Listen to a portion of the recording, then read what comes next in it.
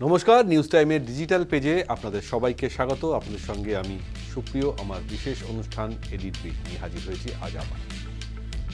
গতকাল দেশের 3টি উপনির্বাচনের ফলাফল ঘোষণা হয়েছে এবং এই 3টির মধ্যে 2টিতে বিজেপি হেরেছে। একটি অর্থাৎ গুজরাটে একমাত্র বিজেপি তাদের আসন ধরে রাখতে পেরেছে। তার মধ্যে যে দুটো জায়গায় বিজেপি হেরেছে তার মধ্যে অন্যতম আলোচনা এবং পর্যালোচনার বিষয় বিহারের বাঁকিপুর বিধানসভা সিট, যে সিটে নীতিন নবীন একসময় পরপর 5 বার সেখানকার বিধায়ক হয়েছিলেন। সেই নীতিন নবীন এখন বর্তমানে বিজেপির সর্বভারতীয় সভাপতি। তার ছেড়ে যাওয়া সিটে উপনির্বাচন হয়েছিল এবং তার ফলাফল গতকাল ঘোষণা হয়েছে এবং সেই বিধানসভা আসনে দীর্ঘ 30 বছর ধরে বিজেপি জিতে আসছে এবং এবার সেই নির্বাচনের ফলাফল বিজেপি কেন হারল আর জয়ী কে হলো? জয়ী হয়েছে জনসুরাজ পার্টির প্রধান প্রশান্ত কিশোর। প্রায় 50% ভোট পেয়ে বিজেপির প্রার্থীকে হারিয়েছেন প্রশান্ত কিশোর। এবং আরও একটি রাজ্যে মধ্যপ্রদেশের দাতিয়াতে উপনির্বাচন ছিল, সেখানে কংগ্রেস বিজেপিকে হারিয়েছে। যদিও কংগ্রেসেরই সিট ছিল, তারা কিন্তু সেই সিট ধরে রেখেছে। কিন্তু উল্লেখযোগ্য যেটা বিষয়, এই দুটো রাজ্যেই বিজেপি শাসিত সরকার। এমনিতেই আমরা জানি যে উপনির্বাচনে যাদের সরকার থাকে তারাই মোরাললেস জেতে, যেমনটা গুজরাটেও ঘটেছে। কিন্তু বিহার এবং মধ্যপ্রদেশের ক্ষেত্রে সেটা হলো না কেন জানিয়ে কিন্তু রীতিমতন সর্বভারতীয় রাজনীতিতে আলোচনা শুরু হয়ে গিয়েছে। অনেকে বলছেন, রাজনৈতিক বিশ্লেষকরা বলছেন এবারে বিজেপিকে আত্মসমীক্ষা করতে হবে। বিজেপির প্রধান বিরোধী দলরা বলছেন যে মোদি গভর্নমেন্টের পতনের শুরু হয়ে গিয়েছে। কিন্তু আসল কারণ কি শুধুমাত্র অ্যান্টি ইনকামবেন্সি? না, জাস্ট সাম্প্রতিক বেশ কিছু ইস্যু যা কেন্দ্রীয় বিজেপিকে কিছুটা হলেও সেটব্যাক করতে বাধ্য করেছে। তার মধ্যে অবশ্যই অন্যতম জেনজিদের এই মুভমেন্ট, নিট প্রশ্নপত্র ফাঁস নিয়ে যন্তর মন্তরে যে জেনজিদের আন্দোলনের পর কেন্দ্রীয় শিক্ষামন্ত্রী ধর্মেন্দ্র প্রধানের পদত্যাগ করা। এরপরাও পার্লামেন্টে ছাত্রদের ওপরে কেন পুলিশি অত্যাচার হয়েছে তার জবাব চেয়েছেন বিরোধীরা। তার জবাব এখনও দিতে পারেননি কেন্দ্রীয় স্বরাষ্ট্রমন্ত্রী অমিত শাহজি। কোথাও মনে হচ্ছে যে জেনজির এই মুভমেন্ট এবং বাঁকিপুর বা দাতিয়া দুটি বিধানসভা নির্বাচনের হার কোথাও না কোথাও মিলিয়ে দেওয়া হচ্ছে। কিন্তু সত্যি কি তাই? স্থানীয় কিছু সমস্যা থাকে, যে সমস্যাগুলোকে সঠিকভাবে যদি অ্যাড্রেস করা না হয় তাহলে যে কোনো সিটই কিন্তু যে কোনো সরকার পক্ষের দল হারতে পারে। কিন্তু নবীন নীতিনের ছেড়ে যাওয়া সিট, যা 30 বছর ধরে বিপুল পরিমাণে ভোট পেয়ে জিতে এসছে, যেখানে উচ্চবর্ণের ভোটারদের সংখ্যা বেশি, কায়স্থদের সংখ্যা বেশি, ব্রাহ্মণের সংখ্যা বেশি, সেখানে কেন হারলো? সেখানে কেন বাজিমাত করলো প্রশান্ত কিশোর? ফলে আলোচনা তো হচ্ছে, তাহলে কি বিজেপির আত্মসমীক্ষা প্রয়োজন?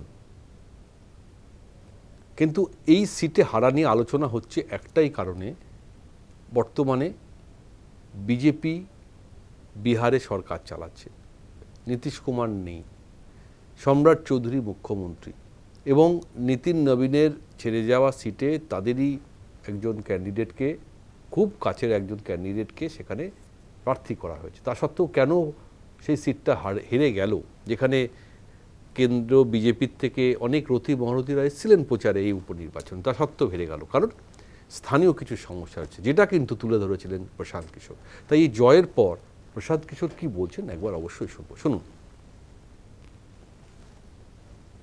तो एक अगर मुद्दा आप देखेंगे कि सम्राट चौधरी के नेतृत्व को बिहार की जनता स्वीकार करने को तैयार नहीं है, और वो मैसेज बिल्कुल क्लियर शब्द में आज मत के द्वारा लोगों ने बताया है कि जिस विधानसभा क्षेत्र में भाजपा 58,000 से जीती हुई थी, आज वहां करीब वो 20,000 से हारे हैं। अंदाजा लगाइए, करीब 78,000 लोग 6 महीने में अगर उन्होंने अपना मत बदला है, इसका मतलब है कि वो सम्राट चौधरी, जो एक ही निर्णय हुआ है इसमें अलग जो नवंबर के मुकाबले, वो है सम्राट चौधरी के मुख्यमंत्री बनने का। সত্যি তো কি এমন হলো মাত্র 9 মাসের মধ্যেই উপনির্বাচনে জনসুরাজ পার্টির প্রধান প্রশান্ত কিশোর সাফল্য পেয়ে গেল। এই প্রশান্ত কিশোরীর দলই তো 9 মাস আগে বিহার নির্বাচনে জামানত জব্দ হয়েছিল বেশিরভাগ সিটে। তাহলে কোথাও কি কিছু ঘটছে? কেন্দ্রে বিজেপি সরকারের ওপরে যেভাবে সাধারণ মানুষ বা জেনজিরা বিক্ষুব্ধ হচ্ছেন, তাহলে কি তার কোনো রেজাল্ট এই উপনির্বাচনে আমরা দেখতে পাচ্ছি? নিশ্চয়ই এই হারের দায় কে নেবেন সেটাও এমন বার্তা। ঠিক পাশাপাশি এই হারের ফলে কাকে নিয়ে সবথেকে বেশি আলোচনা হবে, কারা এই বিষয়ে অ্যাড্রেস করবেন এখনও কিন্তু পরিষ্কার না। তবে এটা ঠিক যে কোথাও তো একটা মেসেজ গেছে নীতিন নবীনের কাছে, কোথাও মেসেজ গেছে অমিত শাহর কাছে, কোথাও মেসেজ গেছে দেশের স্বরাষ্ট্রমন্ত্রী অমিত শাহজির কাছে। যদিও বিরোধীরা বারবার বলার চেষ্টা করছেন বিজেপি সরকারে এটা পতনের শুরু। এ রাজ্যেরও যারা কালীঘাটপন্থী তৃণমূল বিধায়করা আছেন, মুখপাত্র আছেন, ঘুরিয়ে ফিরে সেটাই বলার চেষ্টা করছেন। কিন্তু ইন্ডিয়া ব্লকের যে জোট, সেই বাকিপুরে কংগ্রেস এবং আরজেডি, তাদের ফলাফল আরও খারাপ, 3 নম্বরে নেমে গেছে। যদিও বিজেপি হেরেছে, এটাই বড় কথা, সেটাই হয়তো বলতে চাইছেন কালীঘাটপন্থী তৃণমূল। শুনুন কুণাল ঘোষ কি বলছেন।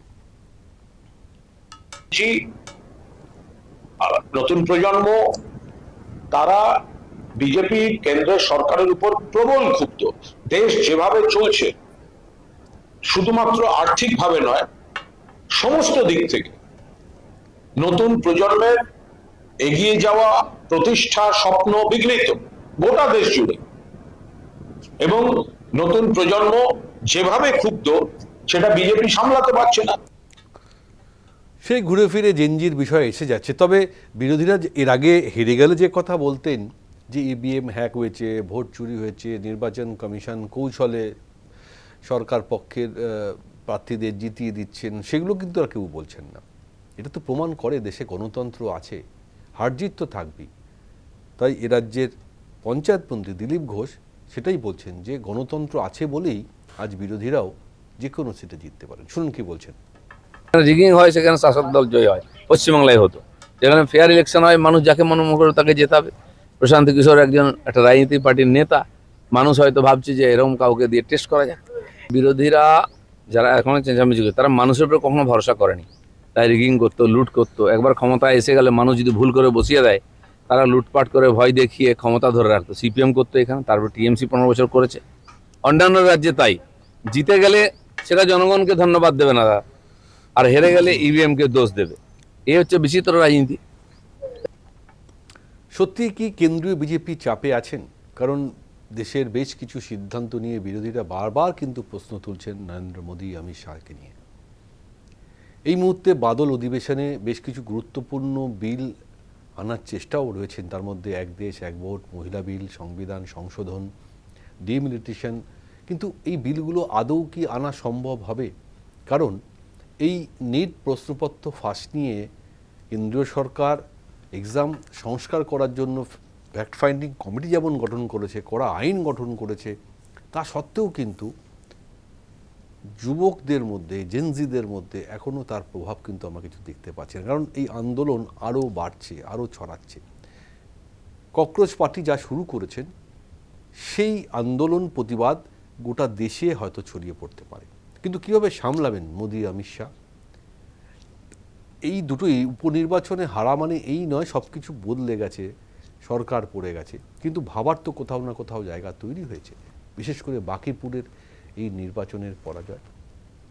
আশা করি কেন্দ্রীয় বিজেপি যারা দলের সাংগঠনিক দায়িত্বে আছেন, তারা নিশ্চয়ই এগুলো নিয়ে ভাবনা চিন্তা করবেন বা করছেন, অলরেডি হয়তো কাজ শুরু হয়েছে। এটা একটা ওয়েক আপ কল, সেটাও হতে পারে যে ভাই দেখো কেন এরকম ঘটনা ঘটছে। কারণ সামনে অনেক পথ যেতে হবে, অনেক গুরুত্বপূর্ণ বিল আছে যেগুলো পাস করাতে হবে দেশের স্বার্থে, বিরোধীরা যতই তা নিয়ে প্রশ্ন তুলুক না কেন। কিন্তু নির্বাচনে হার বা জয় সবসময় সব কথা বলে না, কিন্তু একটা ট্রেন্ড সেট করে।